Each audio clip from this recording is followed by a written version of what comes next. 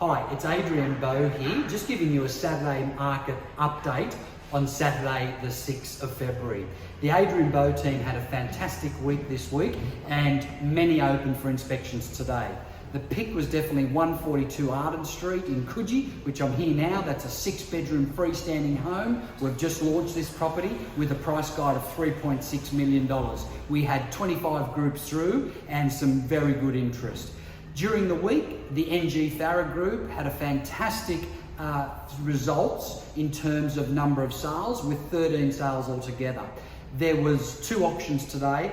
One was being apartment 6 at 52 in Ryde Street down at Maroubra Beach. Cameron Airlie sold that for a great price of $985,000.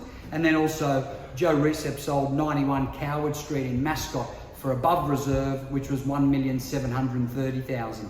Another pick of the week in terms of a sale during midweek was by Stephanie Farah, and that was apartment 12 at 210 Oberon Street in Coogee for a great price of $950,000. We're certainly seeing a shortage of stock, so if you are considering coming onto the market, there's literally been no better time than now to launch your property pre-Easter, and we're certainly starting to see a return of investors back in the market, with yields starting to creep up a little bit now as well.